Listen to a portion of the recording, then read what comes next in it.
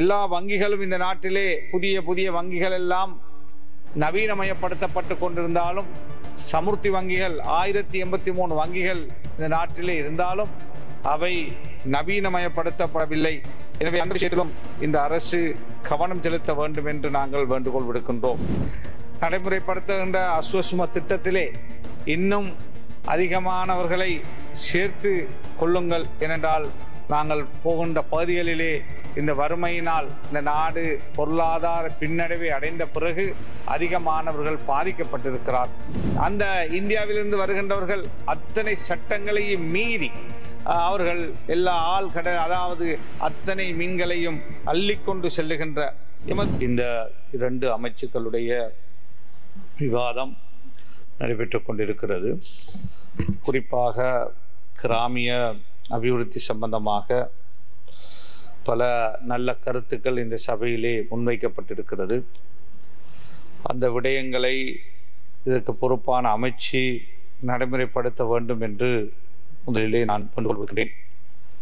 இந்த நாட்டிலே வந்த அரசாங்கங்கள் ஜனசக்தி, ஜனசவிய, சமுர்த்தி, இப்பொழுது அஸ்வசும என்று தலைப்பிலே வறுமையை போக்குவதற்காக பல திட்டங்களை கொண்டு வந்தாலும் வறுமை கோட்டுக்கு கீழே இருக்கின்றவர்கள் தொடர்ந்தும் வறுமையிலே தான் இருந்து கொண்டிருக்கிறார்கள். எனவே எல்லாமே அதிகமான திட்டங்கள் அரசியல் மயப்படுத்தப்பட்டதாக இருந்ததும் இதனுடைய முன்னேற்றமின்மைக்கான காரணமாக நாங்கள் பார்க்கிறோம். அஸ்வசும திட்டத்தை கடந்த அரசாங்கம் ஆரம்பித்தது. அதன் பிறகு அஸ்வசும திட்டம் இப்பொழுது இந்த அரசாங்கமும் அதை முன்னெடுத்து செல்லுகிறது. கடந்த அரசாங்கம் அதை ஆரம்பிக்கின்ற பொழுது அதை சரியாக அந்த ஆய்வுகளை தகுதியானவர்களை தெரிவு செய்கின்ற விஷயத்திலே தவறிழைத்திருக்கிறது. சமுர்த்தி அதிகாரிகள் பல்லாயிரக்கணக்கான அதிகாரிகள் இருந்த பொழுதும் அவர்களோடு ஒரு சரியான புரிந்துணர்வு இன்மையினால் இவர்கள் அந்த அஸ்வசும திட்டத்தை வேறொரு திட்டம் போல கொண்டு வந்து தகுதியான பலர் இருக்க தகுதி இல்லாத பலர் அதை பெறுகின்ற ஒரு சோகமான ஒரு துன்பகரமான நிகழ்வை எமது மாவட்டங்களிலே நாங்கள் கண்டோம்.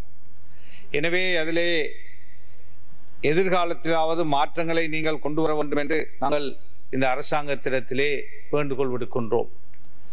அதாவது QR சிஸ்டத்திலே ஆட்களை தெரிவு செய்கின்ற பொழுது அங்கு தவறுகள் இருக்கின்றதா இல்லையா என்பதை பார்வையிடுவதற்கான மேலதிகாரிகள் இல்லை. அதை அந்தந்த பிரதேச செயலாளர்களுக்கு பொறுப்பு கொடுத்து அதை ஃபைனலாக அவர்களுடைய முடிவுக்கு கொடுக்கின்ற பொழுது பாதிக்கப்படுகின்ற மக்கள் போய் முறையீடு செய்வதற்கும் நியாயம் கேட்பதற்கும் ஒரு அதிகாரி பிரதேச செயலாளர் இருப்பார். இல்லை என்றால் இந்த பாதிக்கப்படுகின்ற மக்கள் அந்த செயலகங்களிலே போய் கேட்கப்படுகின்ற பொழுது இந்த QR சிஸ்டத்திலே எங்களால் சேஞ்ச் பண்ண முடியாது என்ற செய்தி சொல்லப்பட்டு அவர்கள் திரும்பி வேதனையோடு செல்லுகின்ற நிலையை நாங்கள் பார்க்கிறோம். எனவே அரசாங்கம் தயவு செய்து அந்த விஷயத்திலே கவனம் செலுத்த வேண்டும் என்று நாங்கள் வேண்டுகோள் விடுக்கின்றோம். அதே போலதான் இந்த அஸ்வசும திட்டத்தை சமுர்த்தி வங்கிகளை நீங்கள் பயன்படுத்த முடியும். 1083 வங்கிகள் இருக்கிறது. அந்த வங்கிகளில் நூறாக இந்த திட்டத்தை வழங்கலாம். ஏன் அந்தந்த கிராமிய பகுதிகளிலே இந்த வங்கிகள் இருக்கிறது, அவர்கள் அதிகாரிகள் இருக்கிறார்கள். எனவே அந்த வங்கிகளை பயன்படுத்துகின்ற பொழுது மக்களுக்கும் இலகுவாக இருக்கும். அதனால் அந்த சமுர்த்தி வங்கிகளும் பிரயோசனம் அடையும். எல்லா வங்கிகளும் இந்த நாட்டிலே புதிய புதிய வங்கிகள் எல்லாம் நவீனமயப்படுத்தப்பட்டு கொண்டிருந்தாலும் சமுர்த்தி வங்கிகள் 1083 வங்கிகள் இந்த நாட்டிலே இருந்தாலும் அவை நவீனமயப்படுத்தப்படவில்லை. எனவே அந்த விஷயத்திலும் இந்த அரசு கவனம் செலுத்த வேண்டும் என்று நாங்கள் வேண்டுகோள் விடுக்கின்றோம். அதே போலதான் சமுர்த்தி அதிகாரிகள் 94ஆம் ஆண்டு அன்று வந்த அதிகாரிகள் இன்று வரை அவர்களுக்கு 30 வருடங்களாக போனாலும் எந்த ப்ரமோஷனும் கிடையாது. அவர்களுடைய ஸ்கேலில் கூட அவர்களுக்கு பிறகு நியமனம் பெற்ற பல திணைக்களங்கள், பல அதிகாரிகள், பல உத்தியோகத்தர்கள் இன்று அவர்களுக்கு ஒவ்வொரு வருடமும் அல்லது காலத்துக்கு காலம் இன்கிரிமெண்ட்டும் அதே போல அவர்களுக்கான ப்ரொமோஷன்களும் இருந்து வருகின்ற பொழுது இந்த அதிகாரிகளுக்கு எந்த ப்ரொமோஷனும் இதுவரை இல்லை. எந்த ஒரு திட்டமும் அவர்களுடைய எதிர்காலம் ஒரு சமுர்த்தி அதிகாரியாக இருந்து பென்ஷன் போகின்ற பொழுதும் அதே நிலையிலே செல்ல வேண்டிய துர்ப்பாக்கிய நிலை இருக்கிறது. இதையும் நீங்கள் கவனத்தில் கொள்ள வேண்டும் என்று உங்களிடத்திலே இந்த அரசிடத்திலே நாங்கள் வேண்டுகோள் விடுக்கின்றோம். அதே போல நடைமுறைப்படுத்துகின்ற அஸ்வசும திட்டத்திலே இன்னும் அதிகமானவர்களை சேர்த்து கொள்ளுங்கள். ஏனென்றால் நாங்கள் போகின்ற பகுதிகளிலே இந்த வறுமையினால் இந்த நாடு பொருளாதார பின்னடைவை அடைந்த பிறகு அதிகமானவர்கள் பாதிக்கப்பட்டிருக்கிறார். எனவே திட்டத்துக்குள்ளே இன்னும் அதிகமானவர்களை உள்வாங்க நடவடிக்கை எடுக்க வேண்டும் என்று அரசாங்கத்திடத்திலே நாங்கள் வேண்டுகோள் விடுக்கின்றோம். இதனோடு சேர்ந்ததாக இந்த அமைச்சு முக்கியமான பல விஷயங்களை கொண்டிருக்கிறது. இந்த அமைச்சுக்கு கீழே வருகின்ற விஷயங்கள் பாதிக்கப்பட்ட மக்களுக்கு பல நல்ல திட்டங்களை கடந்த காலங்களிலே சில யுத்தத்தால் பாதிக்கப்பட்ட மக்கள், ஊனமுற்ற மக்கள், இவ்வாறு பலர் இருக்கிறார். எமது பகுதிகளிலே குறிப்பாக வன்னி மாவட்டத்திலே பெண் தலைமைத்துவத்தை கொண்டவர்கள், அதே போல யுத்தத்தால் பாதிக்கப்பட்ட ஊனமுற்றவர்கள் இருக்கிறார்கள். அவர்களுக்கான விசேட திட்டங்களை, அவர்களுடைய பிள்ளைகள் எல்லாம் கல்வி கற்க முடியாத அந்த பாதிக்கப்பட்ட பெற்றோர்களால் தொழில் செய்ய முடியாத துர்ப்பாக்கிய நிலை காணப்படுகிறது. எனவே அவர்களுக்கான திட்டங்களை இந்த அஸ்வசும போன்ற திட்டங்கள் வழங்கப்படுகின்ற பொழுது அவர்கள் போன்றவர்கள் முன்னுரிமை அடிப்படையிலே உள்வாங்கப்பட வேண்டும். அதே போல அவர்களுக்காக விசேட திட்டங்கள், இந்த நாட்டிலே ஒரு பெரிய யுத்தம் முடிந்திருக்கிறது. அந்த யுத்தத்துடைய பாதிப்பு, அந்த பாதிப்புடைய நிலை இன்னும் மாறவில்லை. எனவே அவர்களும் பலனடையக்கூடிய திட்டங்களை முன்வைக்க வேண்டும் என்று வேண்டுகோள் விடுக்கின்றோம். அதே போலதான் மீனவ சமூகம், மீனவ அமைச்சுடைய விவாதமும் நடந்து கொண்டிருக்கிறது. மீனவ அமைச்சர் யாழ்ப்பாணத்திலே தான் வாழ்ந்து வருகிறார். அவருக்கு தெரியும் இந்த மீனவ சமூகம் எவ்வாறான கஷ்டங்களை எதிர்நோக்குகிறார்கள் என்று. குறிப்பாக இந்திய ரோலர்களினால் எமது மீனவர்களுடைய பாதிப்பு, சொல்லொண்ணாத துயரங்கள். எமது நாட்டிலே எல்லா சட்டங்களும் மீனவர்களுக்கு போடப்பட்டிருக்கிறது. ஆனால் அந்த இந்தியாவிலிருந்து வருகின்றவர்கள் அத்தனை சட்டங்களையும் மீறி அவர்கள் எல்லா அதாவது அத்தனை மீன்களையும் அள்ளிக்கொண்டு செல்லுகின்ற, எமது கரை வரை வந்து அவர்கள் தங்களுடைய மீன்களை பிடித்து கொண்டு செல்கின்ற ஒரு துர்ப்பாக்கிய நிலை இருக்கிறது.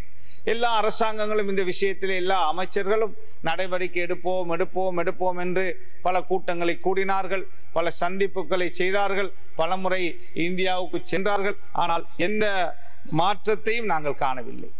அங்கு மன்னாரிலே போய் பார்த்தால் தெரியும், இவ்வாறு வந்து எங்களுடைய கண்ணுக்கு முன்னால் அவர்கள் அவ்வாறான மீன்பிடியை செய்துவிட்டு செல்லுகின்ற நிலை இருக்கிறது. எனவே நேவியோடு சேர்ந்து இதை தடுப்பதற்கான சரியான ஒரு இறுக்கமான திட்டத்தை வகுக்கின்ற பொழுது மட்டும்தான் இதை நாங்கள் தடுத்து நிறுத்த முடியும்.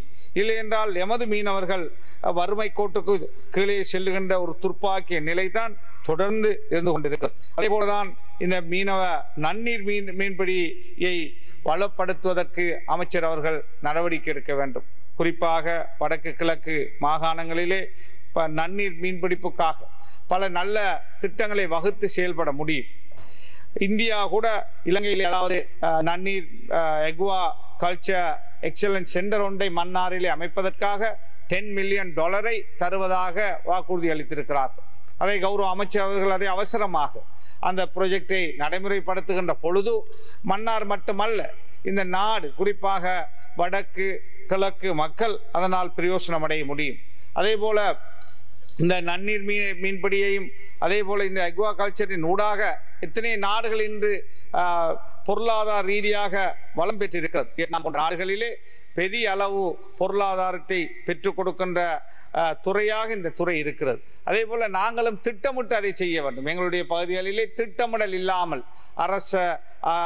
அரசியல்வாதிகளுடைய செல்வாக்கினால் அல்லது ஒரு சில அதிகாரிகளுடைய செல்வாக்கினால் ஒரு திட்டமிடம் இல்லாமல் இவ்வாறான கல்ச்சர் வேலைகள் நடைபெறுவதனால் பல பாதிப்புகள், சாதாரண மீனவர்கள் பாதிக்கப்படுகிறார்கள், சாதாரண மக்கள் பாதிக்கப்படுகிறார்கள், வெள்ளம் ஏற்படுகிறது, இதனால் பொதுமக்கள் பாதிக்கப்படுகிறார்கள். எனவே இந்த விஷயத்தை சரியான முறையில் இந்த எக்ஸலன்ஸ் சென்டர் அமைக்கப்படுகின்ற பொழுது அது ஒரு பெரிய நல்ல திட்டம்.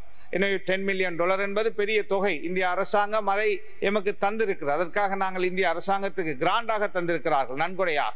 எனவே அந்த மாவட்ட மக்களுக்காக அல்லது நாட்டு மக்களுக்காக தந்த அந்த உதவிக்காக நாங்கள் நன்றி சொல்லுகிறோம். ஆனால் அதை நடைமுறைப்படுத்துவதில் இலங்கை அரசாங்கம் கடந்த காலங்களாக இழுபடியாக இருக்கிறது. அவசரமாக அதை நடைமுறைப்படுத்த நடவடிக்கை எடுக்குமாறு நாங்கள் வேண்டுகோள் விடுக்கின்றோம். அதே போல வங்காளை என்ற ஒரு மன்னாரில் இருக்கின்ற ஒரு பெரிய மீன்பிடி கிராமம், அந்த கிராமம் கடல் அரிப்பினால் ஊருக்குள்ளே தண்ணீர் வந்து கொண்டிருக்கிறது.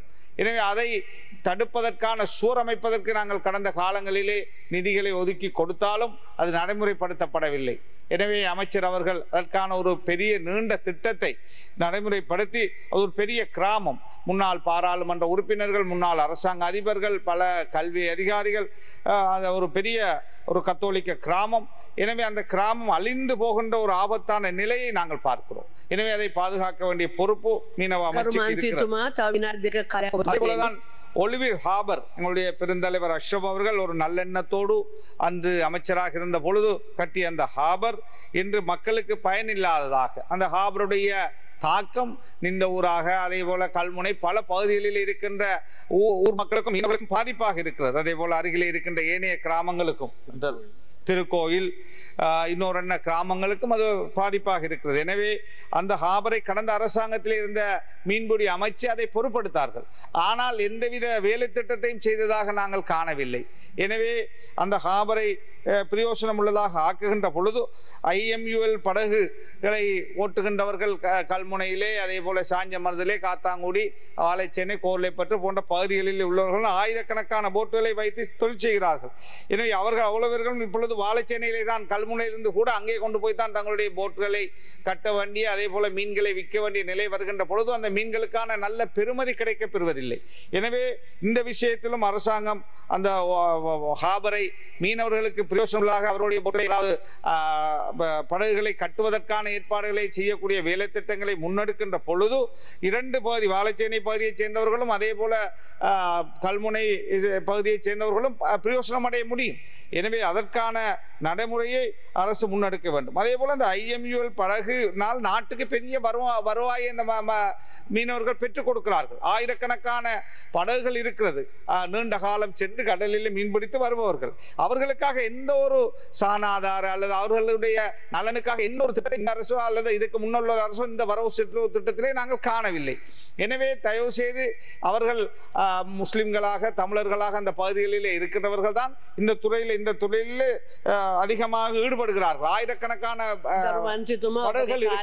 எனவே தயவு செய்து அவர்களுடைய நலனுக்காகவும் நீங்கள் அவர்களோடு கலந்துரையாடி அவர்களுடைய பிரச்சனைகளை தீர்த்து அவர்களுடைய அந்த படகுகளை நவீனப்படுத்துவது, அவர்களுடைய திட்டங்களை நவீனப்படுத்துவதற்கான உபகரணங்களை சாணாதார அடிப்படையிலே உதவிகளை செய்ய வேண்டும் என்று உங்களிடத்திலே கேட்டுக்கொள்கிறேன். அதே போலதான் சிலாவுத்துறையிலே நான் நன்மையிலே DCP மீட்டிங்கில் சென்ற பொழுது சொன்னார்கள், 2019 கெசட் அதாவது ஒன்று போடப்பட்டு நைட் டைவிங்கை டெம்பரரியாக தடை செய்து 3 வருஷத்துக்காக தடை செய்திருக்கிறார்கள். ஆனால் நாரா தற்பொழுது ரிப்போர்ட் கொடுத்திருக்கிறது 3 வருஷம் முடிஞ்ச அதை மீண்டும் அந்த கெசட்டை வாபஸ் வாங்கலாம் என்று. ஆனால் இதுவரை வாபஸ் பண்ணப்படவில்லை. இதனால் அங்குள்ள மீனவ அதாவது டைவிங் செய்கின்றவர்கள் பாதிக்கப்படுகிறார்கள். வேறு பகுதிகளில் இருந்து அங்கு போய் அவர்கள் டைவிங் செய்வதனால் அவர்கள் பாதிக்கப்படுகிறார்கள். இவர்களுக்கு மட்டும் ஒரு சட்டம், மற்றவர்களுக்கு ஒரு சட்டம் போல அங்கு இருக்கிறது. இந்த விஷயத்திலும் அமைச்சர் அவர்கள் கவனம் செலுத்தி நடவடிக்கை எடுக்குமாறு வேண்டுகோள் விடுக்கின்றேன். நன்றி.